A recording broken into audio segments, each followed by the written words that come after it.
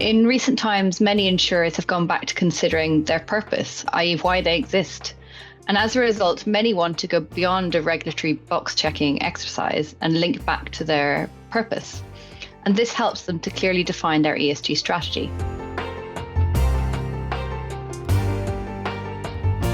You're listening to Rethinking Insurance, a podcast series from WTW, where we discuss the issues facing P&C, life, and composite insurers around the globe, as well as exploring the latest tools, techniques, and innovations that will help you rethink insurance.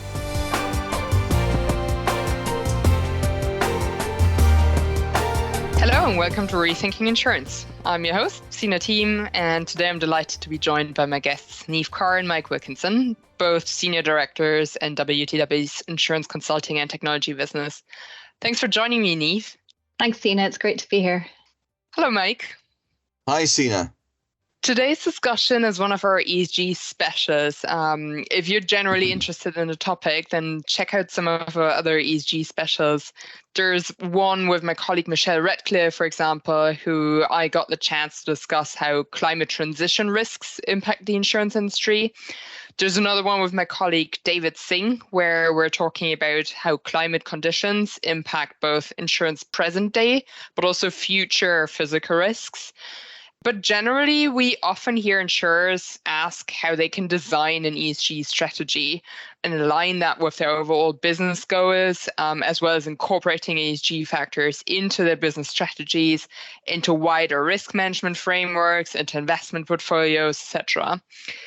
Niamh, you're a deputy divisional lead for our life insurance business in the UK and Ireland. And in addition, you focus on bringing risk and ESG solutions to life insurance clients. Mike, you have more a background in strategy, risk management, governance. More recently, this has included an increased focus on insurers and how they can incorporate ESG considerations into their strategies and frameworks and decision making, and how they can respond to climate changes in their portfolios.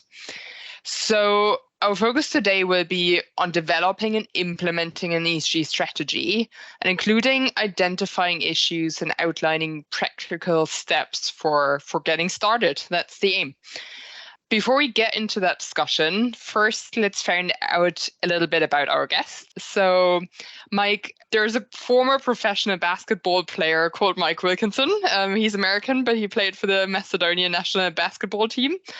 I'm assuming this isn't you, and basketball isn't one of your big secret hobbies? You've got it right. Absolutely. Something a bit more sedate, I think. One of my interests is that I'm quite an avid collector, probably too avid as I get quite a lot of clutter, and I'm also quite eclectic. But one thing I do find fascinating is antiques, old, relatively mundane artifacts. But somehow they've survived and provide a real connection to old civilizations and their worlds, including social structures and the challenges they faced. It's also quite sobering that some of these civilizations have disappeared through an environmental cause, whether it's a catastrophe or something over a longer period, which I think is quite a lesson in sustainability. Okay, so that actually quite nicely links to what we're talking about today. Well done. Niamh, your namesake does brain research in Germany, I found, and another one is a designer in Manchester. Are these the sorts of results you wish one would find when Googling your name? And I guess, are these related to your own hobbies as well? Well, yeah, I mean, it would be great to be known for either of those things, but unfortunately, I don't have a lot of time for hobbies at the moment. I've got 2 young sons, but I do really enjoy traveling and experience new cultures. My older son is on the eco committee at school. And while we were arranging a holiday recently, he was very conscious of avoiding flying. So we're going to visit the Netherlands by road and rail for our next trip, and we're really looking forward to it. Brilliant. It really seems like you can't turn on the news these days without hearing something with regards to climate risk or social concerns. COP28 was obviously just on. More recently, we've seen a number of regulations reflecting ESG requirements. Niamh, maybe you can just start and talk about the current environment that insurance are operating in. So overall, insurers are operating in quite a challenging market at the moment, with inflationary pressures, interest rates increasing, as well as regulatory changes, including IFRS 17. But ESG is also clearly on the agenda for many insurers at present. The need for an ESG strategy has partially been driven by regulatory requirements, with the proliferation of new regulations, but also to a significant extent due to pressure from wider stakeholders, investors, rating agencies, and more customers wanting to make sustainable choices. And in addition, we've seen that employees want to be confident in the sustainability credentials of their employer. So a lot of the focus to date has been on the environmental side, in particular on climate. And here, if you think about it, changes are happening very, very quickly, where climate science and data is evolving at the speed of light. So if you think about it, the Paris Agreement to pursue efforts to limit the temperature increase to 1.5 degrees centigrade was ratified less than a decade ago in November 2016, which actually we may already have failed at, given that the recent emissions gap report from the UN highlighted we're on course for 2.5 to 3 degrees warming.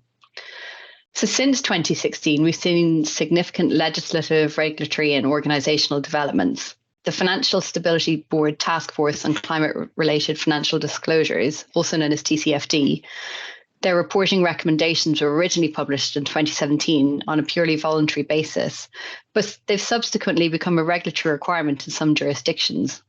And we've seen recently that the COP28 deal has for the first time included reference to the transition away from fossil fuels, as well as more commitment on emissions other than CO2.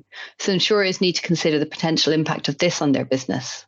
However, we're also seeing a greater interest in wider environmental aspects, such as nature and biodiversity. So this is thinking about how changes in ecosystems and biodiversity have knock-on impacts. For example, the reduced number of pollinators impact on food supply. So there's now a task force for nature-related financial disclosures, as well as the TCFD, with the aims of developing and delivering a risk management and disclosure framework for organisations to report and act on evolving nature-related risks, with the ultimate aim of supporting a shift in global financial flows away from nature-negative outcomes and towards nature-positive outcomes. And in addition, many insurers are now thinking more about the S, the societal aspects, and the G, governance aspects, in particular around inclusion, diversity, and equity, and also the societal need for insurance.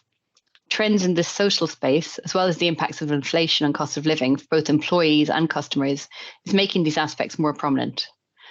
So an ESG must take all of this fast evolving landscape into consideration. Thanks, Niamh. I think just to add to that, there's a lack of consistency, which increases the challenge for insurers. So first of all, throughout the whole of the ESG landscape, there are multiple initiatives, multiple frameworks and standards, many of which are evolving over time. They've got different scopes, they've got different objectives. And even though there are some common themes with all of these, they're each evolving in their own way. And just keeping up to date with all of those, particularly if you work on an international basis, is actually more than a full-time job. For example, we're maintaining a database. Some of the standards focus solely on climate, such as TCFD, which you mentioned earlier, whereas others, such as the European Union's Corporate Sustainability Reporting Directive, or CSRD, covers the whole of ESG. So if we consider ESG as a whole, the different aspects of this can't be considered as silos, where it's the people side or the environmental or ecosystem side or on governance. Many of these are interconnected. So if you look at one aspect, you might actually have a detrimental impact on one of the other aspects. Regulations like the CSRD aim to take this into account, for instance, through double materiality, which means considering not only how climate or ESG risks impact the company, like TCFD does, but also how the company impacts the environment and society across different aspects of ESG. So insurers should be mindful of the trade-offs between different aspects of ESG in their strategies and how they prioritize all of those. Yeah, Mike, and I guess you mentioned the lack of consistency there, and that's partially driven by regional differences in ESG regulations. Maybe you can expand a bit on that. Okay, well, thinking about regulations specifically, we're in quite a transitional period in this respect, I think. And it's fair to say that a number of existing reporting frameworks and standards have so far been on a voluntary basis. But the emerging regulatory standards will be mandatory, at least for the companies in scope. And this should, at least in theory, reduce the risk of greenwashing. Now, many insurance and other financial regulators across the world have published their own regulations or are consulting on them. So in larger markets such as the UK and the SEC in the US, to more specialist markets such as Bermuda or Singapore and many others in between. While the regulators have common themes and approaches, as you'd expect, some, such as the SEC, are larger principles based, and some are on a best efforts basis, at least in the initial phases, to give insurers a transitional period to adapt to the regulatory framework fully and adapt their businesses where appropriate. So given this, some of the more global or regional initiatives that are wider in insurance, such as the IFRS Sustainability Disclosure Standards and the EU's CSRD, will also have an impact depending on the company's locations. So for multinational players, this can add to the already complex world of managing multiple regulatory environments. Although, for instance, the EU has flagged they'll be introducing an equivalence regime like it has for Solvency II, although that's unclear at this point.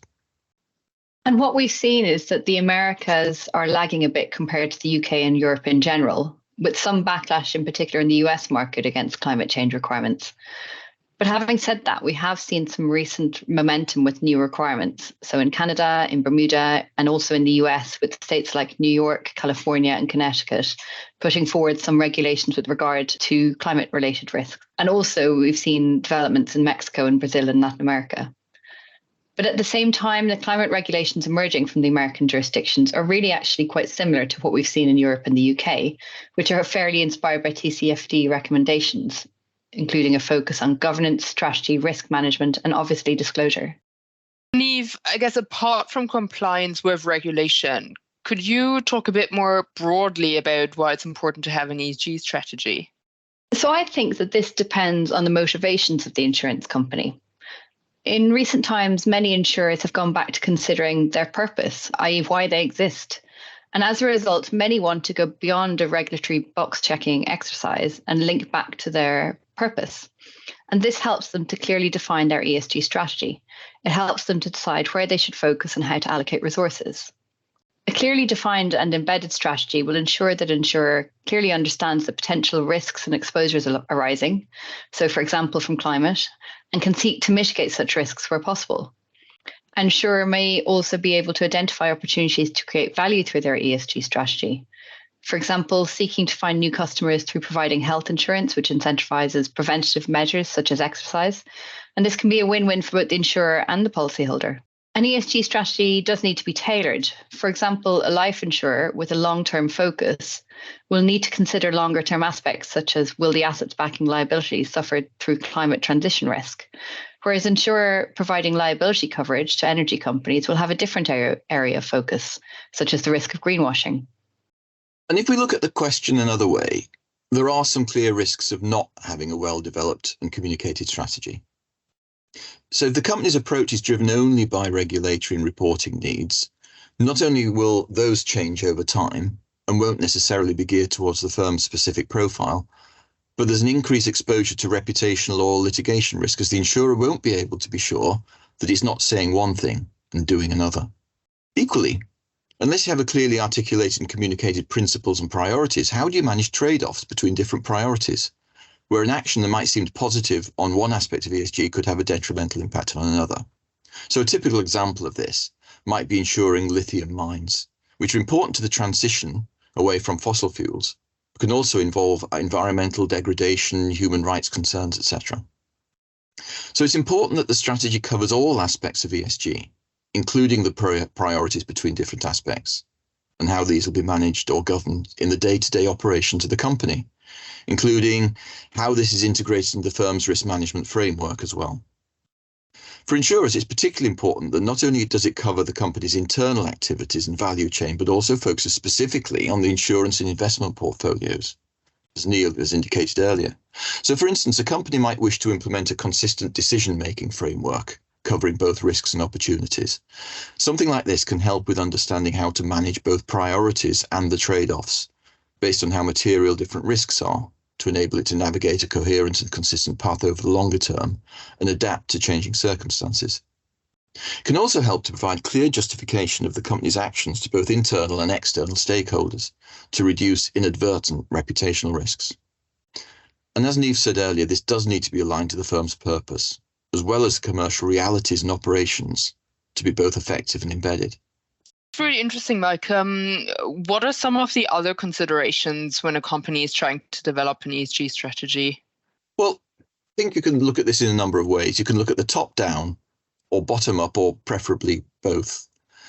Because one of the things you can do to start being clear about what you're talking about, having clarity of terminology. We've seen organizations set up quite ambitious statements, which are very high level and can be seen as quite vague. However, the strategy needs to be much more specific, turning these high level statements into something more meaningful in terms of what a company will do to achieve their ambitions in practice.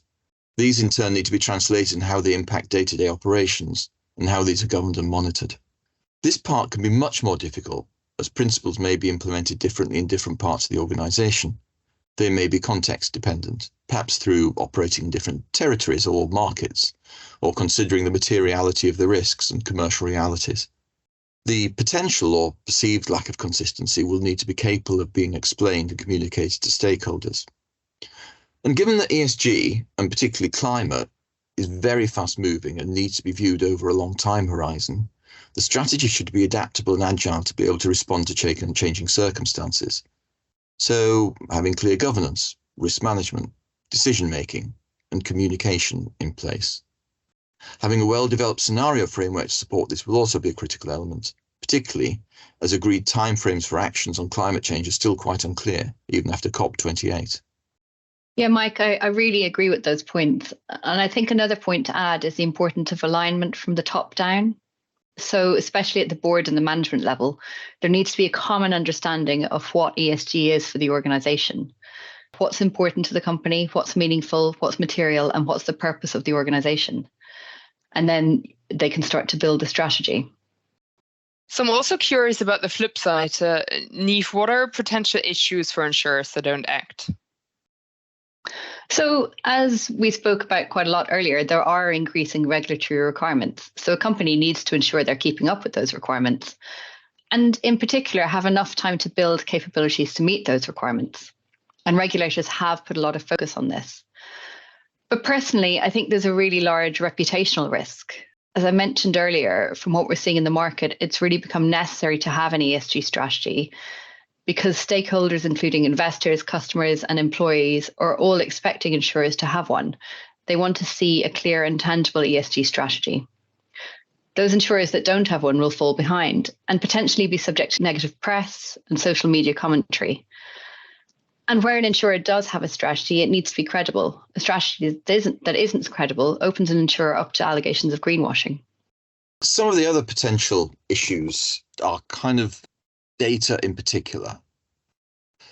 So data is critical to the understanding of what's in the portfolios, what's your own footprint around ESG, etc.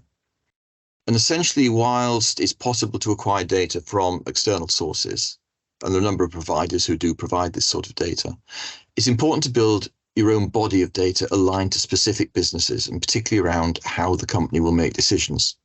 So, for instance, external sources may provide data which doesn't have the level of granularity that helps you to make business decisions. And building that internal data takes time. And actually, until a company starts doing it, they're not going to necessarily know exactly what data A is available and B is needed. So those sort of things are important because effectively the company may never catch up if others are already doing this and will be disadvantaged on that basis. And if we just think about climate for a moment as a specific part of ESG, clearly emissions data is very important and actually needs to be reported. But more important is how do you manage through that transition? And understanding transition plans from firms that you're underwriting or you're investing in can be a really important part of it. So unless the company has a strategy to understand how it's going to be positioned around managing the transition and the extent to which it wishes to influence the transition of the companies that it's involved in, then it's going to be very difficult to do. Another challenge of not having a strategy is really the risk of not being in control of your own destiny. For instance, the company may be driven by regulation or externally set targets without due consideration of its own roadmap. It might miss opportunity to test and learn in the fast-moving environment, to be able to understand and test different strategy or different parts of strategies and adapt these over time. Or simply risk being unprepared for risks that emerge in a shorter time frame than expected, And we've already seen that 2023 has been the hottest year on record. There are also potentially shorter-term opportunities that also be missed. For example, new opportunities such as parametric insurance, or potential impact of the loss and damage agreement at COP28, or investment in green technology firms, given the aim to triple renewables by 2030. So implementing an ESG strategy really is a company-wide undertaking, right? And there seem to be many dependencies. So Mike, where should insurers start? Okay, so that's interesting. We've seen insurers starting different places for this. And while some might start by developing an overarching ESG strategy, some also might start from reporting or the regulatory perspective. For instance, some insurers started by looking at TCFD requirements as the start point. Others might begin by looking at part of their business, such as their portfolio of underwriting risks or investments. And if you think about P&C insurance, for example, their portfolio of underwriting risks will be a key driver of the strategy, which can be used as a start point to evolve the overall ESG strategy. So while organizations do tend to start in different ways, wherever a company starts, it's important they don't lose sight of the need for coherence into an overarching strategy. And priorities are going to be different for every company, which may depend on their own stakeholders, the business model, target markets, regulatory environment, etc. But key to all of this is to have the clearly articulated view on the ESG drivers that are material to the company's strategy, together with an assessment of those risks specific to the business profile and strategic plans. A key tool that can help with that is scenario analysis of the external environment, using different assumptions of actions and reactions and taking into account political, social, and economic factors, as well as the company's own stakeholder groups. Another essential activity is to carry out a detailed risk and opportunity assessment of the company's underwriting and investment portfolios in relation to those scenarios, and considering both the short and the longer terms. So again, Mike, I couldn't agree more with what you just said, but just thinking about taking a step back and talking about what I've seen as an effective immediate first step. And I think this is starting with governance. So from what I've seen, those companies that have been successful in building, developing and implementing an ESG strategy have started with governance. This means at the outset, identifying a sponsor for the ESG strategy, for example, the CEO, and also someone in an existing role that will be in charge of implementing the ESG strategy. And in many cases, we've seen that this is the CRO or occasionally a chief sustainability officer. Then both of them need to make sure that this topic is on the standing agenda of board meetings and subcommittee meetings at a minimum, as well as on the agenda of management committees. We spoke a bit about alignment earlier. So this is so important to make sure that everybody is speaking the same language within the company's leadership. What we're seeing now for companies where good ESG governance is already in place, that they're now taking the next important step to make sure that the strategy becomes embedded across the organization and that each business functioning clear on what the strategy means for them. I think the other thing that I would add here is that it's important that this is seen as continuous improvement. And this is really key. So whether we're taking it from a regulatory perspective or from a strategic perspective, there's no company that's got this all figured out already. It's really a long-term journey, and there's going to be challenges and roadblocks that companies will need to overcome. So companies need to make sure that they're taking continuous steps and making progress along the way. And finally, communication is key. It's so important to communicate the strategy clearly, but also the steps that are being taken to implement it, so that stakeholders can be confident that they're working on it and that they're going to get there. They're going to achieve their goals with regard to the ESG strategy. Those are great summarizing words. Niamh, Mike, thank you so much for your time and your thoughts. Thank you for having us, Sina. Thanks, Sina. It's been great to talk about this amazing subject. Thank you to our listeners as well for joining this episode. And if you found this interesting, then please join us on other episodes of Rethinking Insurance. Thank you for joining us for this WTW podcast featuring the latest perspectives on the intersection of people, capital, and risk. For more information, visit the Insights section of WTWCO.com. This podcast is for general discussion and/or information only, is not intended to be relied upon, and action based on or in connection with anything contained herein should not be taken without first obtaining specific advice from a suitably qualified professional.